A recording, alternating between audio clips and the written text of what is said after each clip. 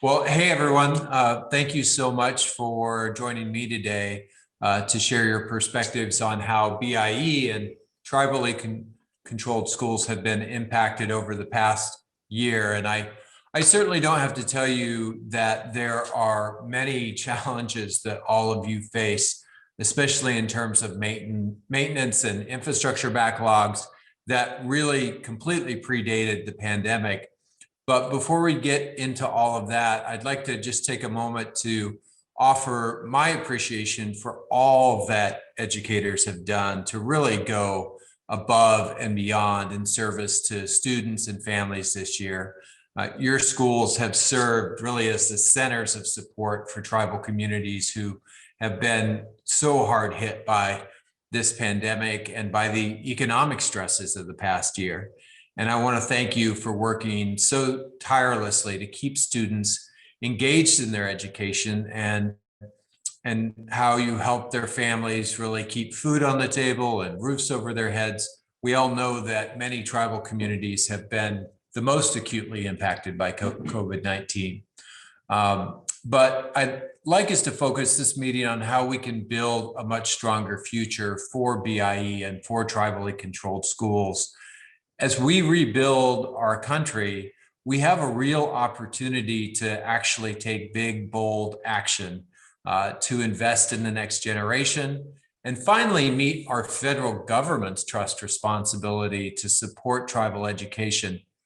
Every child should have access to a high quality education, and that starts from when a child is born through early childhood development and then a K through 12 education in a healthy learning environment that puts them on a real path to success. And I've been laser focused in recent years on securing the dedicated funding that we need to finally make real progress on BIE's long running maintenance backlog and school construction backlog. And, I raised just one example of this long-running challenge during now we can say that, Secretary Deb Haaland's confirmation hearing. Laguna Elementary School, which she said she attended nearly 50 years ago, has been at the top of that replacement list. And unfortunately, it has taken years to finally get the project to replace its poorly functioning campus underway. So I'm really hopeful that Secretary Haaland's confirmation in the Senate yesterday will help us bring a new focus in this challenge at the very highest levels of President Biden's administration. We also need to make sure that we can implement all of the funding that Congress has passed over this last year to support BIE and Native education programs. And I'm really focused through my new role on the Senate Appropriations Committee on ensuring that we are fully funding BIE and other tribal programs. Last year, I fought really hard to put BIE's deferred maintenance into the Great American Outdoors Act. And so we won inclusion of $475 million in funding that will go a long way towards finally tackling that estimated $600 million deferred maintenance need. And we need to implement that funding as quickly as possible.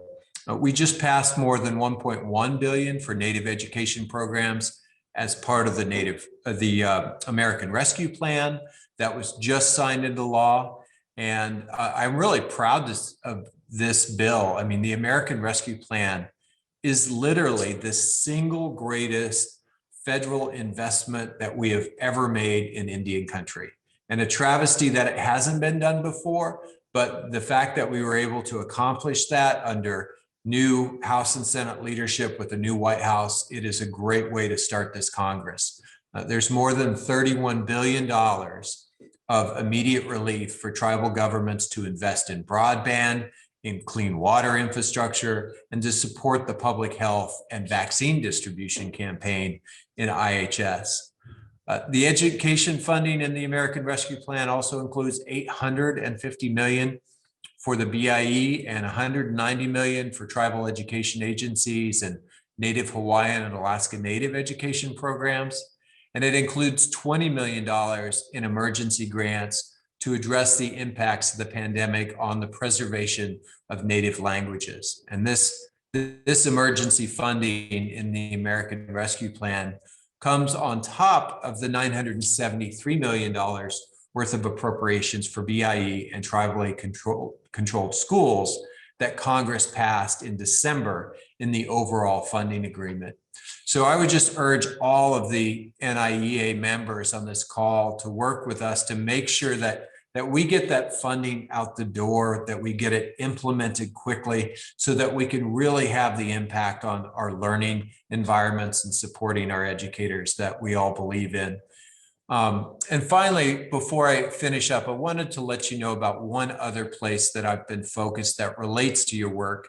I've been working with Senator Susan Collins to promote adoption of two-generation or whole-of-family approaches to better deliver support services to kids and their families simultaneously. And we've seen some real success in implementing this approach on the Navajo Nation through the Family and Child Education Program, or FACE. The FACE program uses this sort of two-generation approach to focus on school readiness through culturally responsive education and provides resources for American Indian families with children through the third grade. And since it began in 1991, the FACE program has served over 20,000 Native American families, and schools are central to making this type of service delivery to children and families effective all across the country. I'm really a strong believer in community schools and recognize that our educators do so much more than just educate our children. And I think we need to support that work. And I'm really pleased that we're including BIE schools in the Full Service Community Schools Expansion Act, which was introduced just last month. So with that, I look forward to learning from all of your perspectives, and I'll turn it over to Elizabeth and we'll get started and look forward to hearing your experiences.